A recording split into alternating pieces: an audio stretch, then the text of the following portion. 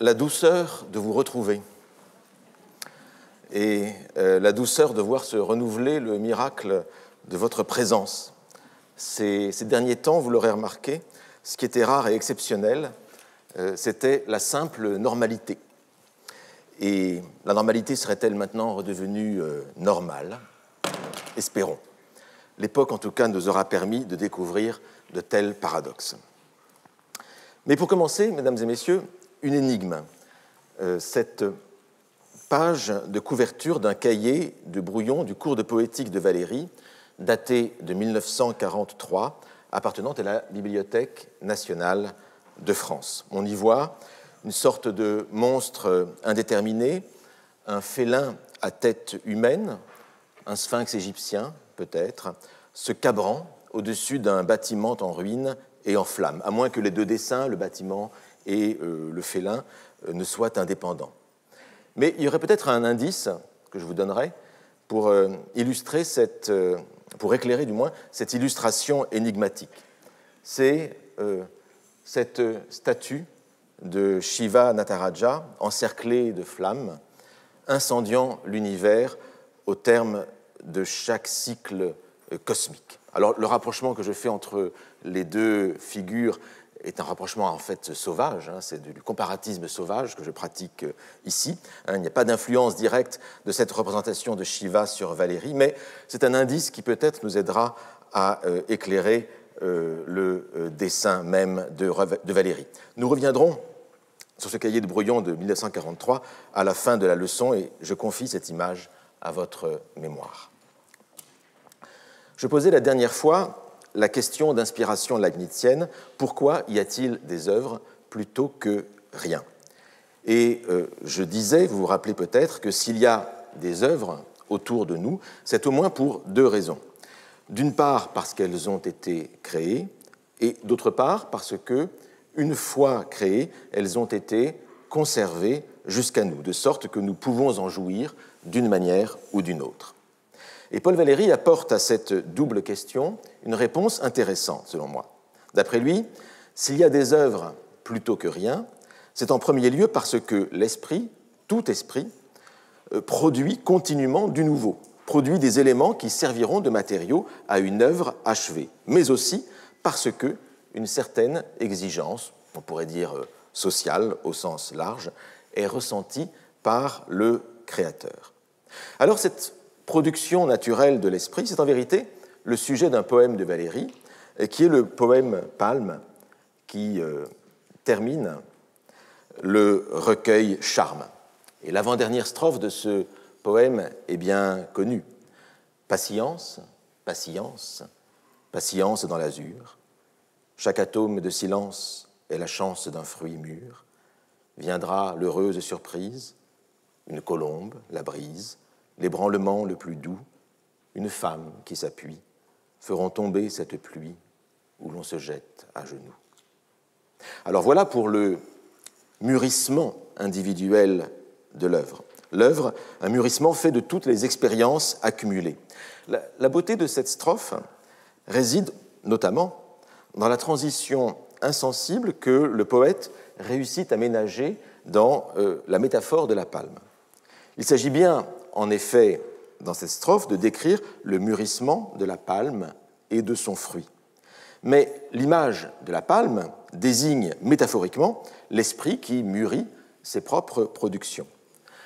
Or, les quatre causes citées dans la strophe, du mûrissement et de l'éclosion, de la tombée du fruit, tracent un chemin de plus en plus précis depuis le comparant, la palme, jusqu'au comparé, l'esprit. La colombe, la brise, relèvent encore de l'environnement naturel d'un palmier. Mais l'ébranlement le plus doux, la femme qui s'appuie, sans s'écarter de l'univers propre du palmier, entrent aussi dans le domaine particulier de l'expérience humaine. L'ébranlement peut être littéral, c'est le palmier qu'on secoue pour en faire tomber les fruits, ou bien figuré, c'est un choc, une émotion. La femme peut être l'inconnu qui prend du repos à l'ombre du palmier, ou bien l'être aimé qui suscite l'inspiration du poète. L'émotion et les sentiments sont ainsi placés non point exactement à la source de l'œuvre, mais comme la cause qui permettent à l'œuvre de cristalliser à partir des matériaux épars et de prendre forme. L'œuvre prend forme ainsi à partir d'une cause extérieure, laquelle peut être une demande. Et on songe aussi, je songe en particulièrement, et ce sont les conférences d'Antoine Compagnon qui m'y font songer, aux commandes auxquelles Roland Barthes se soumit sa vie durant, mais Paul Valéry fit exactement de même. La plus grande partie de l'œuvre de Valéry fut une œuvre de commande. Alors cette présence du monde extérieur à la palme, ou du monde extérieur au poète ou au créateur, s'accentue dans les vers suivants. Les vers suivants qui, dans la continuité du dernier vers de la strophe, où l'on se jette à genoux, et Valéry, j'insiste sur la continuité parce que Valéry tenait beaucoup à travailler les transitions entre les strophes, entre les images de ses poèmes. C'était vraiment son objectif, je dirais même son obsession.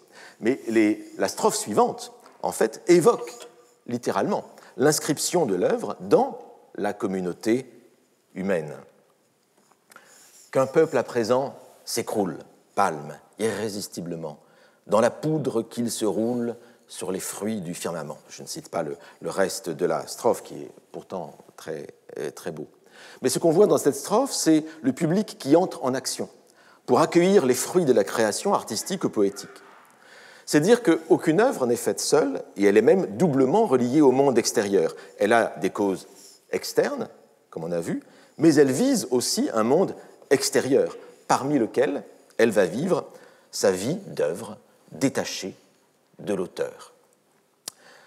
Ainsi, je reviens ici au cours de Poétique, Valéry réfléchit le 5 janvier 1945 à la dialectique qui unit ce qu'il appelle le dissemblable, à savoir le créateur, être unique, ou en tout cas être rare, exceptionnel, la dialectique donc qui unit le dissemblable d'une part et le semblable d'autre part. Le semblable, à savoir l'ensemble de l'humanité.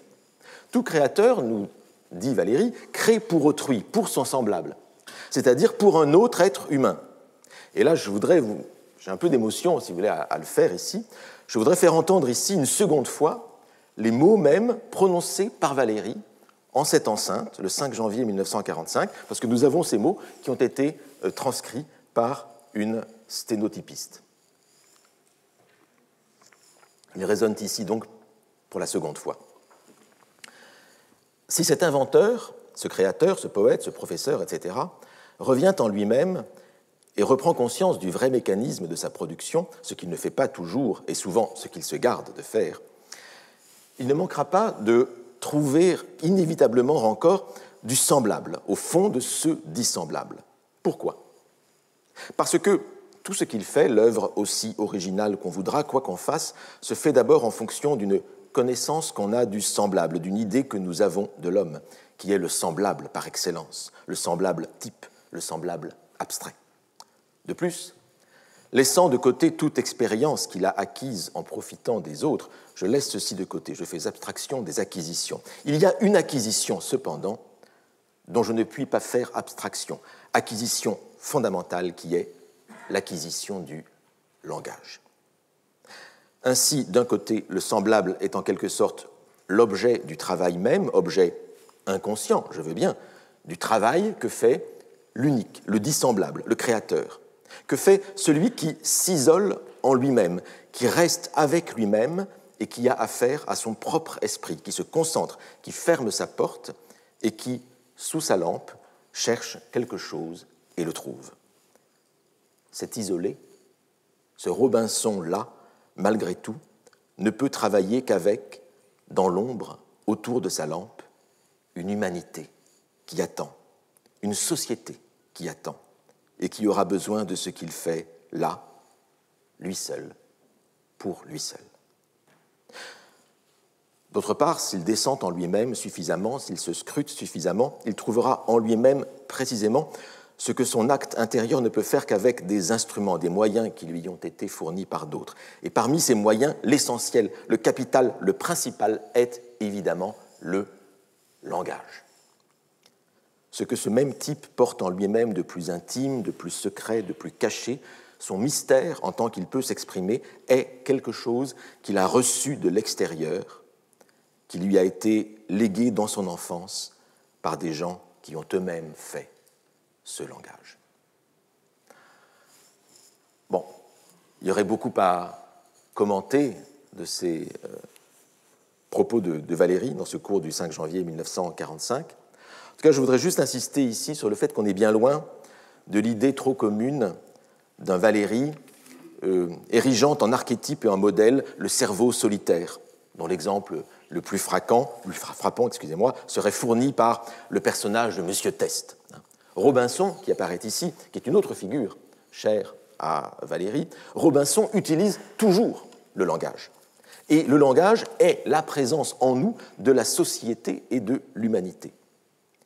Il se trouve que, dans des termes singulièrement voisins, Henri Bergson exprimait une idée semblable au chapitre 1er de ces deux sources de la morale et de la religion en 1932. Je voudrais mettre ces deux passages en parallèle. Vous avez en haut le texte de Valéry, enfin, j'ai pris l'extrait sur le Robinson, et puis le texte de Bergson ici. L'âme de la société est immanente au langage que l'homme parle. Et même si personne n'est là, même s'il ne fait que penser, il se parle encore à lui-même. En vain, on essaie de se représenter un individu dégagé de toute vie sociale. Même matériellement, Robinson, dans son île, reste en contact avec les autres hommes. Autrement dit, même les œuvres créées dans un premier temps comme une production spontanée, comme de simples germes, eh bien, ces œuvres prennent en compte l'existence, malgré elle, du reste de la société. La société est en quelque sorte incluse dans l'œuvre dès le départ. Les œuvres existent par nature, disions-nous, et leur existence est déjà une existence sociale au sens large du terme, c'est-à-dire une existence dans une relation avec autrui. Une relation, on pourrait dire, pour parler comme Martin Buber, une relation entre un je et un tu. Et voilà pourquoi il y a des œuvres. C'était la réponse, si vous voulez, à notre question leibnizienne de départ. Mais si cette relation avec autrui, cette reconnaissance d'une altérité douée d'une intention, si cette relation-là était première dans l'existence des œuvres. Car le fait est que, quand bien même il n'y aurait pas production matérielle d'œuvres, des œuvres, se découpent spontanément dans le réel, sous notre regard, et parfois sans l'exercice de notre volonté. Autrement dit, nous découpons spontanément des œuvres dans le réel. C'est le rôle de la perception, c'est le rôle de l'interprétation. Nous marchons quelque part, et puis voilà que des paysages nous coupent le souffle. Des paysages, des arbres, des objets, des plantes, des pierres attirent notre regard, nous saisissent, nous subjuguent. Le narrateur de la soirée avec Monsieur Teste, le chef-d'œuvre de Valéry, ne dit pas autre chose. N'irez-vous qu'il y ait des choses anesthésiques, des arbres qui saoulent, des hommes qui donnent de la force, des filles qui paralysent, des ciels qui coupent la parole? Ces arbres qui saoulent, ces ciels qui rendent muets, provoquent ce que Valéry nomme l'état poétique.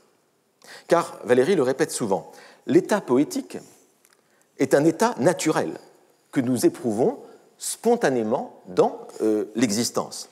Alors il y a un lien évidemment entre l'état poétique, cet état poétique totalement naturel, totalement spontané, et la poésie.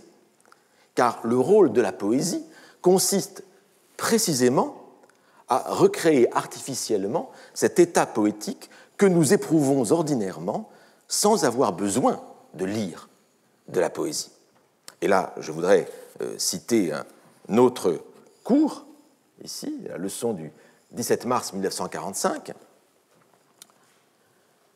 On a confondu, et on confond souvent cet art d'écrire en vers, qui est la poésie proprement dite, la fabrication de poésie, avec ce qui est capable d'exciter cette production, avec ce qui est poétique. On appellera poésie l'état dans lequel nous met un site. Mais d'autre part, vous appellerez poésie la pièce de vers qui aura pour fonction d'exciter un état analogue à celui que causerait, que produirait telle situation, tel paysage, telle personne, telle situation de la vie. Il y a par exemple les mêmes effets qui sont produits par un paysage, par la musique, par l'architecture, par tous les arts. Tous les arts ont pour tendance de créer un état poétique. Et non seulement cela, mais une situation de la vie, la nature, nous donne également des occasions de raisonner de cette façon-là. C'est une question de résonance. L'art littéraire, poétique, consiste avec le langage, avec des mots, avec des phrases, avec des rythmes de phrases, etc., avec un appareil spécial et un travail spécial à essayer de produire, en dehors de considérations sur des esprits, ce même effet. Alors, sortons provisoirement de Valéry, et allons vers un contemporain de Valéry. Cet état poétique, ici décrit par Valéry, c'est celui qu'éprouve Lord Chandos. Lord Chandos, le personnage de Hugo von Hofmannsthal, en 1902, lorsque Chandos est paralysé par un arbre majestueux. Et c'est Chandos qui parle dans ce texte fameux, Une lettre. Je trouve, sous un noyer, un arrosoir à moitié plein qu'un jeune jardinier a oublié là. Et cet arrosoir, avec l'eau qui est dedans, obscurci par l'ombre de l'arbre, avec un scarabée allant d'un bord à l'autre à la surface de cette eau sombre, cette conjoncture de données futiles m'expose à une telle présence de l'infini, me traversant de la racine des cheveux à la base des talons, que j'ai envie d'éclater en paroles dont je sais, les eussé-je trouvé, qu'elles auraient terrassé ces chérubins auxquels je ne crois pas. Je me détourne ensuite de ce lieu en silence, puis, des semaines plus tard, apercevant ce noyer, passe près de lui avec un timide regard de côté pour ne pas effaroucher le sentiment laissé par le miracle qui souffle là, autour du tronc. Ne pas chasser ces frissons autres que terrestres, pesant encore dans le voisinage de ces broussailles. En de tels instants, une créature sans valeur, un chien, un rat, un insecte, un pommier rabougri, un chemin de terre tortueux escaladant la colline, un caillou couvert de mousse, compte pour moi davantage que n'a jamais fait l'amante la plus belle, la plus prodigue de la plus heureuse de mes nuits. Ces créatures muettes et parfois inanimées s'élancent vers moi avec un amour si entier, si présent que mon regard comblé ne peut tomber alentour sur aucune surface morte.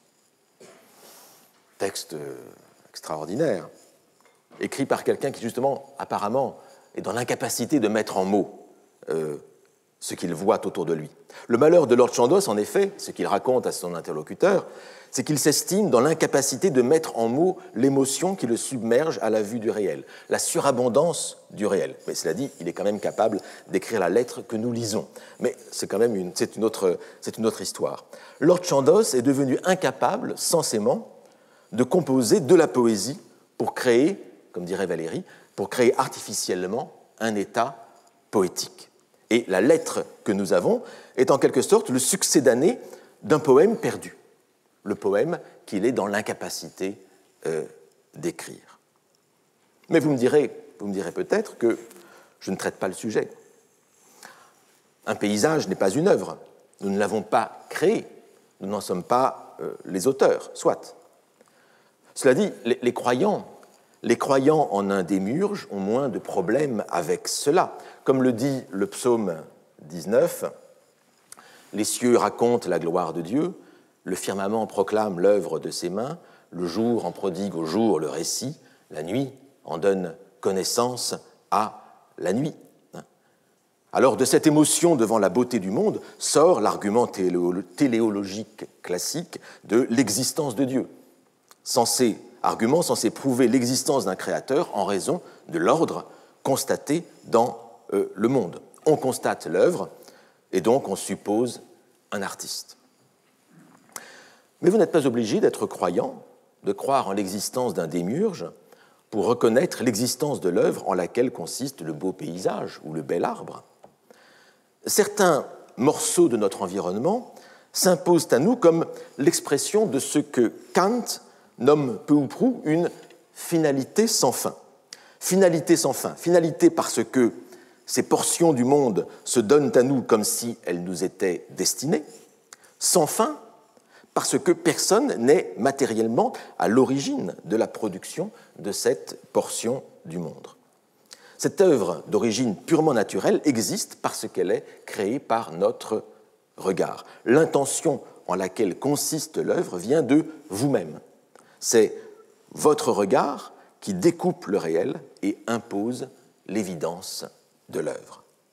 Et celui qui est capable de pénétrer le sens de la nature, de lire le paysage comme un texte à déchiffrer, même sans divinité, même sans démiurge, eh bien, Stéphane Mallarmé nomme celui-ci poète.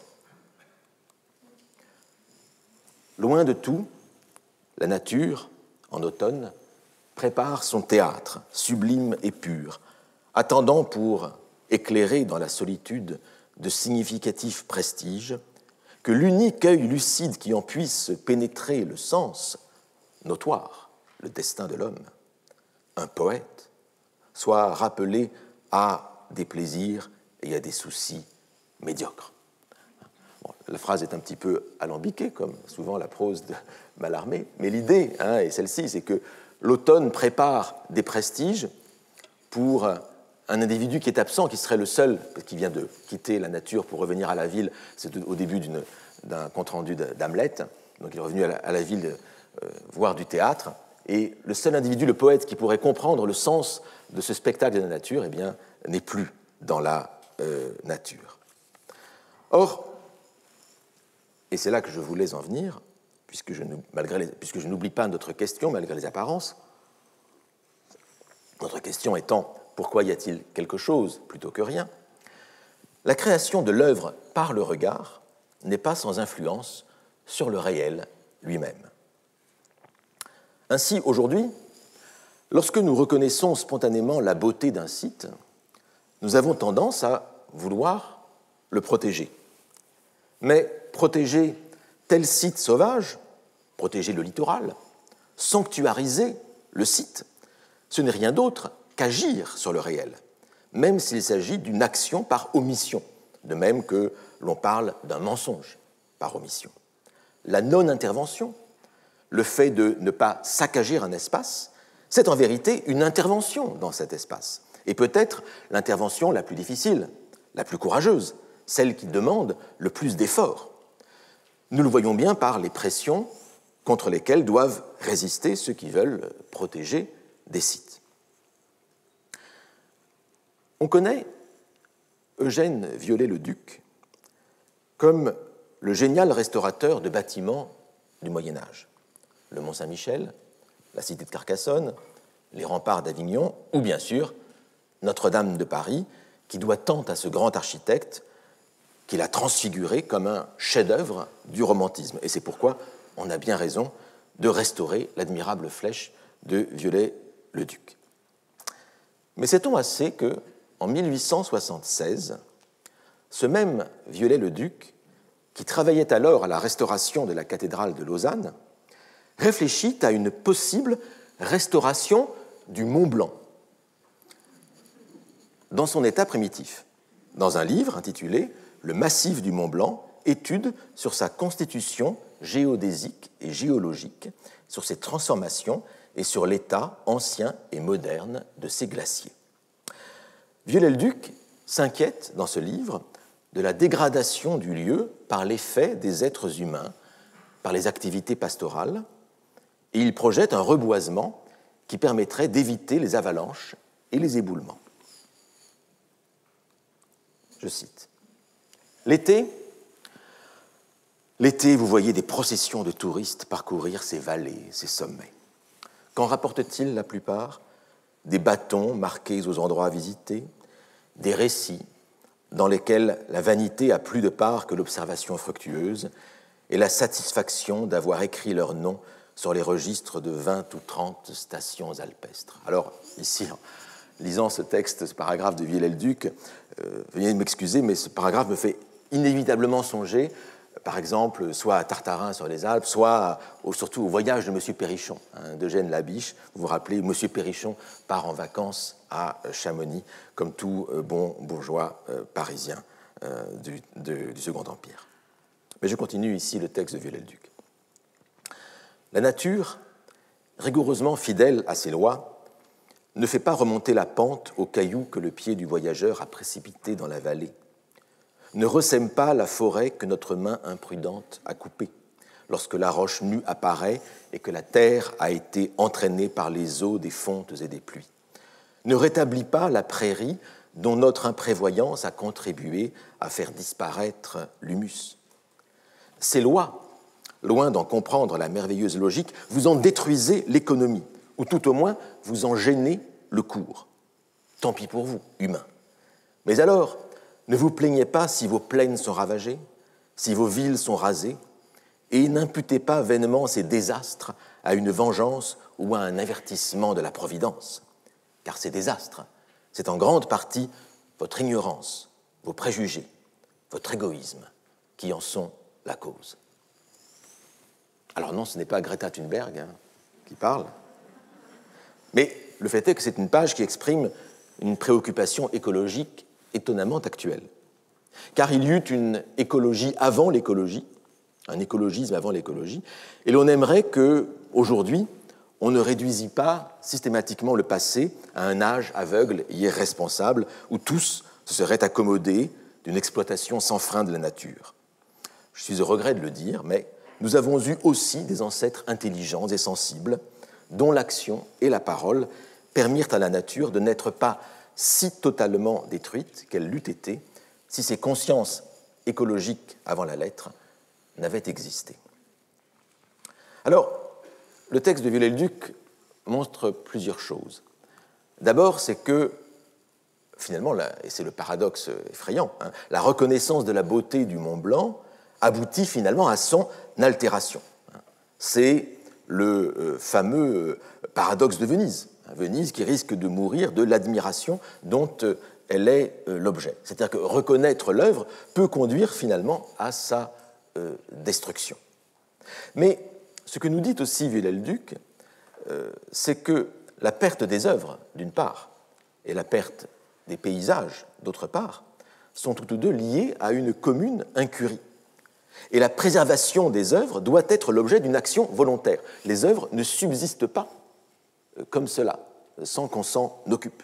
Autrement dit, les œuvres, ou ce que nous reconnaissons comme des œuvres, les œuvres sont créées naturellement, peut-être, mais ne subsistent pas naturellement.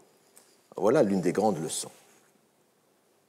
Or, au même moment, même un petit peu avant, le premier parc naturel créé dans le monde le fut aux États-Unis, à Yosemite. Et il fut institué par Abraham Lincoln en 1864. Or, ce parc naturel de Yosemite est contemporain de la célébration du séquoia californien par Walt Whitman dans son chant du séquoia, Song of the Redwood Tree, dans les feuilles d'herbe, le grand recueil de Walt Whitman. Et je voudrais vous citer un assez long passage de ce chant du séquoia, où vous voyez le séquoia qui parle, sur le point d'être abattu, et qui s'adresse aux colons américains pour lui promettre un espace nouveau. Alors le poème commence ainsi, enfin pas le début du poème, le texte commence ainsi. I heard the mighty tree, its death chant chanting. Je ne vais pas le lire en anglais parce que le passage est assez long, donc vous contenterez de la traduction française, plus ou moins celle de Léon Bazalgette, au début du XXe siècle. J'ai entendu le rude arbre chanter son chant de mort. C'est le poète qui parle pour l'instant. Les bûcherons n'ont pas entendu, les huttes du campement n'ont pas renvoyé l'écho.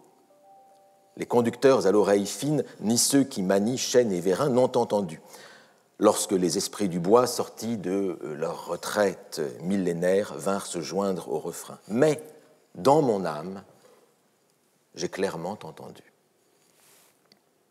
En murmure de ses feuilles myriadaires, de sa cime altière dressée à 60 mètres du sol, de son tronc et ses branches colosses, de son écorce épaisse d'un pied, ce chant des saisons et du temps, chant non du seul passé, mais du futur. Et voici que débute le chant du séquoia proprement dit, en italique. Donc. C'est le séquoia qui parle. Donc.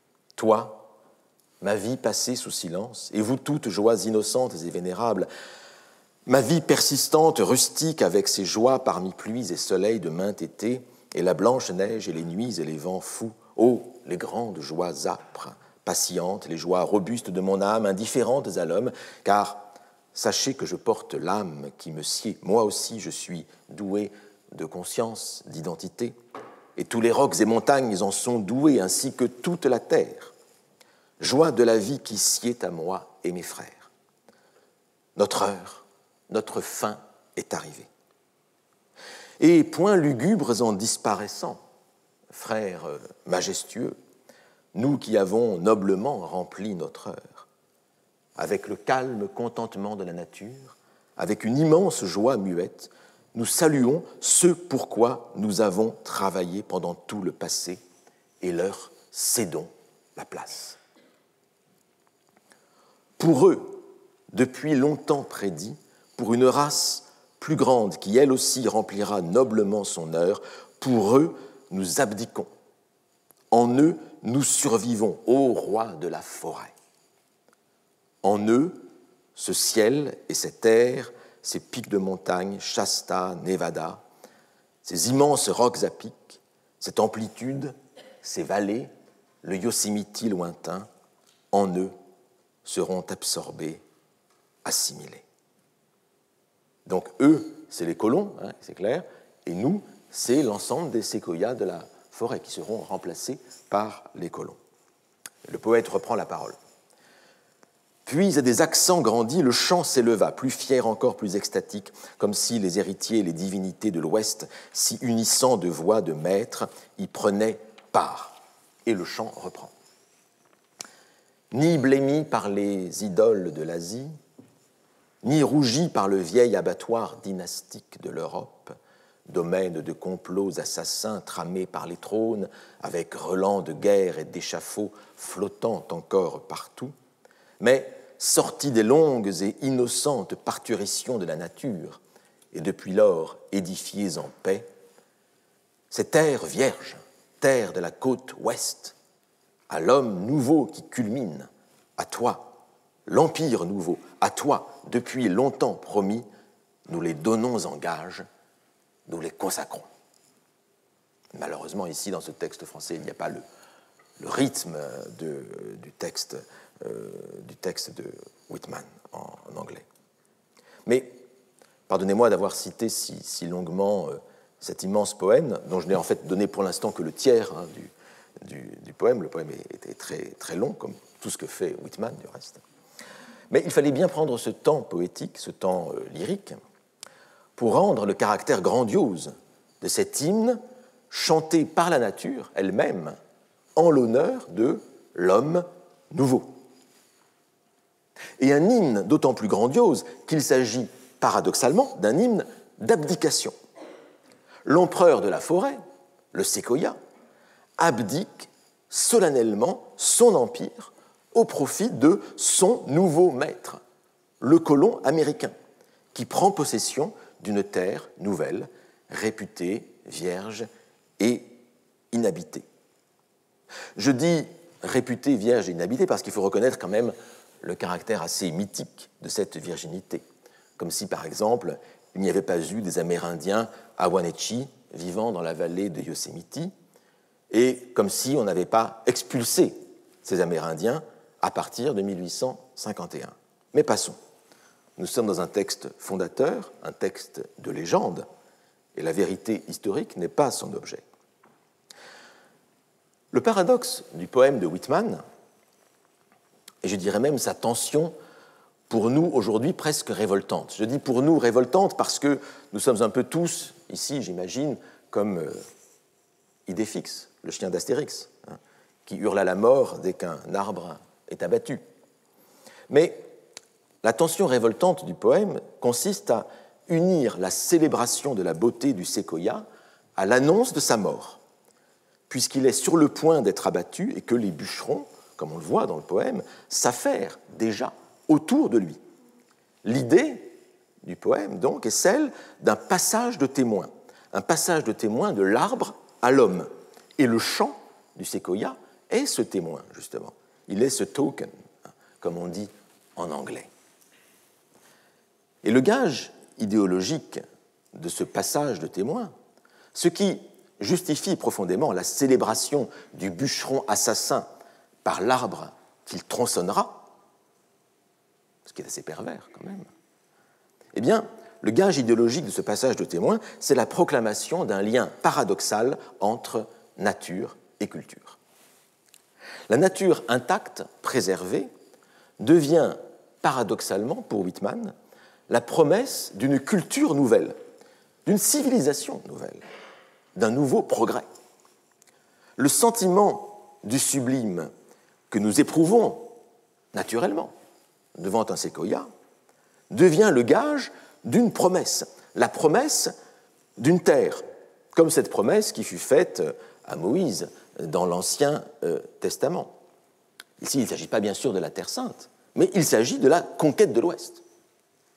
Il s'agit de l'espace, de la conquête de cet espace vierge non souillé par la culture ancienne. Cette culture ancienne qui est ici très caractérisée dans le chant du séquoia, représentée par les idoles de l'Asie, représentée par ces dynasties monarchiques de la vieille Europe qui s'entretuent. L'admiration esthétique devant la nature est promesse, pour Whitman, promesse d'une autre culture, la culture d'un homme nouveau, un homme, si l'on peut dire, naturel, un homme aussi vierge que l'espace naturel qu'il conquiert. Et cette virginité commune aux conquérants et à la nature justifie symboliquement la disparition du séquoia qui ne fait que se soumettre à son semblable, se soumettre à l'homme américain, au cow-boy.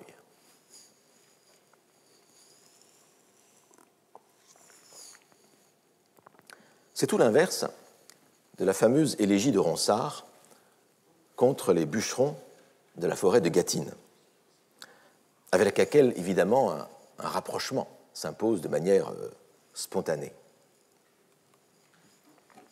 Forêt, haute maison des oiseaux bocagers, plus l'amoureux pasteur sur un tronc adossé, enflant son flageolet à 4 trous percés, son matin à ses pieds, à son flanc, la houlette, ne dira plus l'ardeur de sa belle Jeannette. Tu perdras ton silence, et haletant d'effroi, ni satyre, ni pan ne viendront plus chez toi.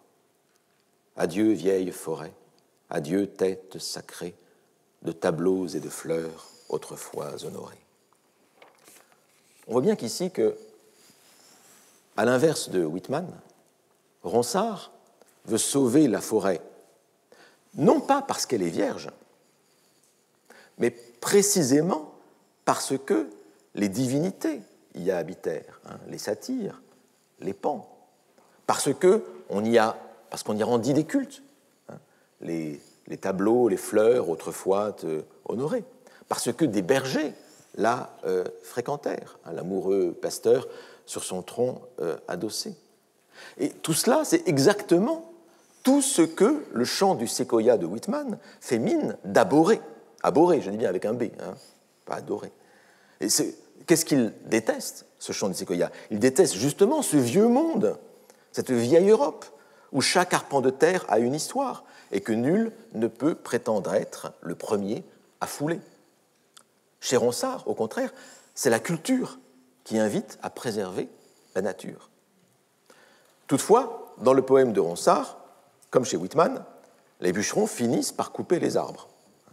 Donc, la conclusion est commune. La différence est juste entre une déploration et une célébration. Et Ronsard conclut par une méditation sur la transformation perpétuelle du monde. C'est la dernière strophe de l'élégie. Que l'homme est malheureux qui au monde se fie. Ô Dieu, que véritable est la philosophie qui dit que toute chose à la fin périra et qu'en changeant de forme, une autre vêtira. de Tampé, la vallée, un jour sera montagne, et la cime d'Athos, une large campagne. Neptune, quelquefois, de blé sera couvert. La matière demeure, et la forme se perd.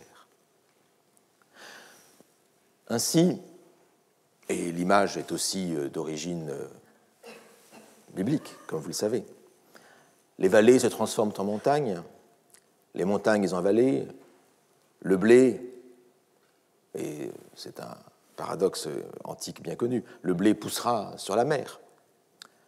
Et, conclusion, la matière demeure et la forme se perd. L'inspiration philosophique du poème est épicurienne. C'est une inspiration poétique lucrétienne. Ce sont des formules qu'on retrouve dans le De Natura Rerum de Lucrèce. Le monde est une perte continuelle, une perte à laquelle il convient de se résigner. Et à la limite, c'est moins l'homme qui est cause de la destruction que l'ordre même du monde, qui est construit sur cette destruction. Conserver la forme dans ce cadre-là, dans cette vision du monde exprimée par Ronsard dans ce poème, conserver la forme, ce serait au contraire accomplir un acte presque contre nature, puisque c'est l'ordre du monde que de changer de forme. Chez Whitman, en revanche, et vous aurez noté aussi ce contraste, l'arbre ici, l'arbre chez Whitman, le séquoia, est devenu purement masculin. Les nymphes ne l'habitent plus comme chez Ronsard. Comme vous savez, dans la mythologie païenne que reprend Ronsard dans le poème, les arbres sont habités par les nymphes. C'est ainsi qu'on se souvient qu'en latin, les noms d'arbres sont féminins.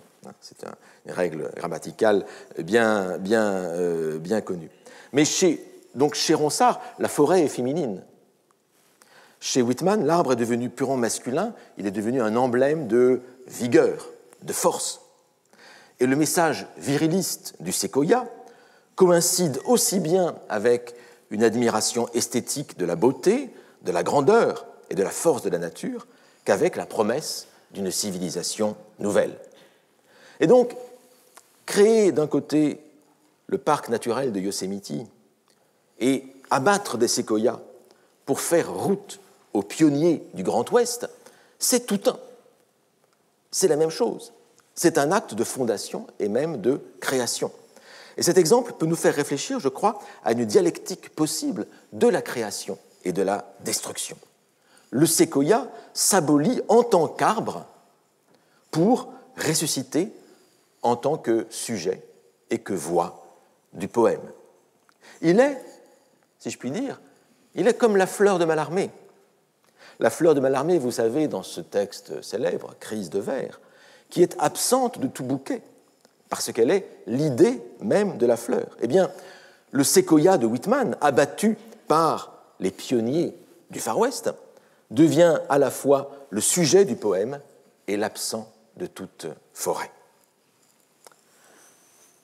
Alors, un arbre peut être l'objet d'une vénération, de même qu'une pierre.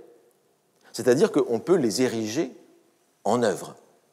Et je me permets simplement, en dehors de cet exemple des séquoias de Yosemite et de Californie et de Nevada, je me permets simplement de vous renvoyer aux arbres sacrés du Shinto, Shimboku, comme on dit en japonais, puisque nous sommes ici au Japon. Ces arbres qui sont censés accueillir des kami, des esprits, et qui sont désignés comme tels. Voilà pour les arbres. Je peux vous renvoyer aussi à une pierre sacrée. Par exemple, la pierre de la Kaaba à la Mecque. Vous savez que dans un coin, dans un angle de la Kaaba à la Mecque, se trouve cette pierre qui est vénérée par des centaines de milliers de fidèles musulmans venus du monde entier. Je vous renvoie pour les pierres sacrées au menhir, pour rester dans l'univers d'Astérix que je citais tout à l'heure. Je vous renvoie aux montagnes sacrées, bien sûr. Les montagnes sacrées, l'Olympe, le Parnasse, le Pinde, dans la Grèce antique, le Sinaï et le mont Carmel pour les Hébreux, le Kailash des Tibétains et des Hindous, Je vous renvoie même, si vous voulez, à la roche du Solutré, chère aux hommes préhistoriques, comme, excusez du peu, à François Mitterrand, qui y faisait son pèlerinage annuel. Mais la roche de Solutré est effectivement très impressionnante. Je n'ai pas mis de photographie ici, et vous y reporterez. En vérité, une telle sacralisation des objets naturels, des sites, est du même ordre que l'acte de Marcel Duchamp, consistant par un simple geste à transformer un objet du quotidien en œuvre. Une roue de bicyclette, c'était en 1913, une porte-bouteille, 1914, ou bien, le plus célèbre sans doute, un urinoir, dans cette sculpture de 1917, exposée à New York, intitulée Fontaine.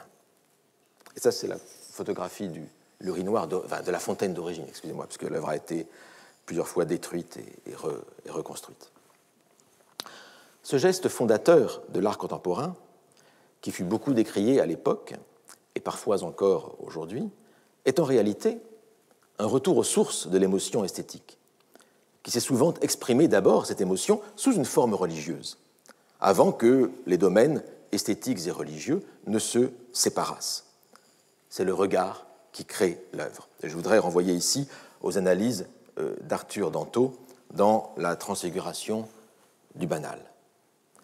L'important sur lequel je voudrais insister ici est ceci. C'est que l'acte de conservation n'est pas séparable de l'acte esthétique lui-même. La conservation de l'œuvre est intimement liée à la valeur esthétique, sociale, religieuse, etc., que nous attribuons à l'œuvre. Autrement dit, c'est l'existence de l'œuvre, c'est la reconnaissance d'un objet du monde en tant qu'œuvre qui favorise sa permanence. Il y a une relation entre l'œuvre et l'existence. Et inversement, nous pouvons supposer que lorsque des œuvres se perdent, c'est justement parce qu'elles ne sont plus reconnues en tant qu'œuvre. Nous n'y faisons plus attention en tant qu'œuvre. Or, d'un point de vue historique, il est frappant que l'intérêt pour la conservation des monuments anciens, cet intérêt-là a coïncidé avec l'autonomisation progressive de l'évaluation esthétique. Alors certes, le mouvement de conservation des monuments s'est d'abord cristallisé, en France en particulier, en réaction au vandalisme de la Révolution française, et il s'est cristallisé à l'époque de la Restauration et surtout sous la monarchie de Juillet, après que tant d'églises, tant d'abbayes eurent été vendues comme biens nationaux et démontés pierre à pierre. Mais ce mouvement de conservation coïncide également avec une évolution du jugement esthétique lui-même. L'admiration, à ce moment-là, est devenue historique. Et ce sur quoi il faut vraiment insister, et ça correspond à la question que je posais au début, pourquoi y a-t-il des œuvres plutôt que rien? C'est sur le fait que la conservation des œuvres, qui nous paraît peut-être aller de soi, si naturelle, la conservation en réalité ne va pas de soi. La conservation ne va pas de soi. La conservation va contre l'ordre normal et naturel des choses. Et c'est ici que nous retrouvons le cahier de brouillon du cours de poétique de Valéry en 1943, avec le sphinx cabré sur des ruines en flammes. Car dans ce cahier de brouillon de 1943, on trouve ces réflexions qui visent la leçon du 12 mars 1943. Des réflexions qui me paraissent tout à fait éclairantes. Alors voici le manuscrit qui n'est pas très très lisible, mais je vous transcris. La conservation produit du désordre. Madeleine, Notre-Dame. Je vous renvoie tout de suite à la transcription, ce sera plus simple. La conservation produit du désordre. Madeleine, Notre-Dame. Le désordre. Tout ceci est entamé par l'état normal. Et puis dans un autre passage de la même double page, postérité, le grand effort de constituer des valeurs soustraites à la dissipation naturelle fatale que l'activité vitale de chaque instant entraîne. Voilà la définition de la postérité. Plus l'esprit est éveillé, actif, vivant, plus il est l'ennemi de lui-même, de ses productions. Il critique ce qu'il vient de faire. Et parmi ces productions figure la destruction. Parmi ces productions figure la destruction. Et je crois qu'ici, dans ces notes un peu laconiques, énigmatiques, sans doute, de Valéry, je crois qu'ici s'explique pour nous la figure mythologique qui orne la couverture du cahier, ce sphinx dansant comme Shiva sur les flammes. En tout cas, c'est une interprétation possible. Il n'y a peut-être pas de lien en vérité, mais bon, j'aime à penser que ce cahier de brouillon fait sens. Mon collègue économiste Philippe Aghion a conceptualisé en matière économique ce qu'il nomme la destruction créatrice, vous le savez. Eh bien, la réflexion de Valéry est d'un ordre un peu différent. Elle repose sur le constat que l'activité de l'esprit individuel, comme de l'esprit de toute une société, cette activité de l'esprit est foncièrement mobile et volatile. L'instant succède à l'instant en effaçant le plus souvent la mémoire de l'instant précédent. C'est ce que Valéry nomme, dans son langage technique propre, celui qu'il utilise dans les cahiers, c'est ce que Valéry nomme la self-variance. La self-variance. Et l'une des conséquences de cette mobilité permanente de l'esprit humain, c'est que la perte est la règle et la conservation l'exception. D'où le paradoxe initial du passage que je viens de citer. La conservation produit du désordre. C'est un paradoxe. C'est un paradoxe parce que, en matière de politique, la conservation se propose en général, justement, comme une défense de l'ordre.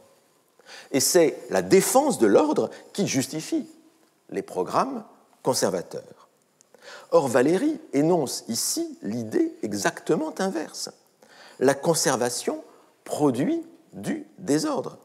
Et s'il cite ici l'église de la Madeleine et la cathédrale Notre-Dame de Paris, que je me suis permis, c'est un peu inutile peut-être, mais de reproduire ici, parce que, eh bien, on le voit bien, c'est parce que ces deux monuments créent un désordre.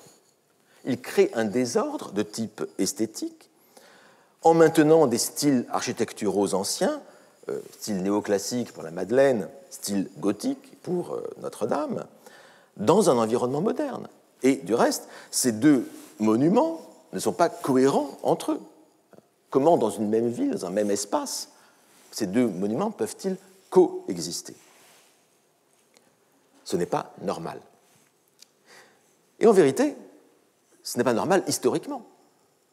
Au XVIIIe siècle, les rois de France caressèrent longtemps le projet de détruire Notre-Dame de Paris. Notre-Dame de Paris qui formait ce qu'ils considéraient comme une hideuse verrue gothique au cœur de la ville. Et ils voulaient lui substituer une belle église dans le genre nouveau, c'est-à-dire une église néoclassique, comme la Madeleine, ou néoclassique, comme notre très beau Collège de France, construit par Chalgrin. Et en fait, seul l'argent manqua au roi de France pour réaliser ce projet. Et c'est la Révolution, paradoxalement, qui, en chassant les rois, sauva Notre-Dame de Paris.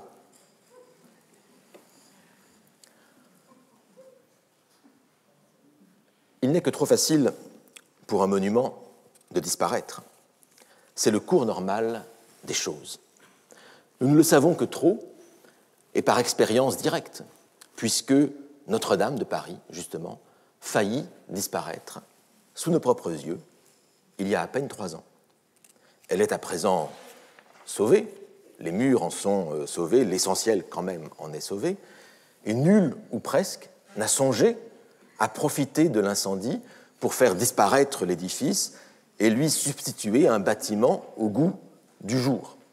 On a seulement discuté de la flèche, mais comme je vous ai dit, finalement, la flèche, on a bien fait, puisque les statues qui l'ornaient ont été miraculeusement préservées peu de temps avant l'incendie, donc c'eût été vraiment pervers de casser la flèche, alors même qu'on avait tous les éléments qui la composent. Bon, mais cette perversion nous a été évitée. Bref, nul n'a songé à profiter de l'incendie pour faire disparaître l'édifice et lui substituer un bâtiment au goût du jour. Et pourtant, c'eût été la réaction tout à fait normale au XVIIIe siècle, comme dans les siècles précédents. Ce n'est pas quelque chose qui est propre au XVIIIe siècle. Notre époque, donc, depuis au moins 2 siècles, notre époque est devenue profondément conservatrice. Alors pourquoi la perte des œuvres est-elle devenue l'un des tabous les plus profondément ancrés dans notre civilisation moderne?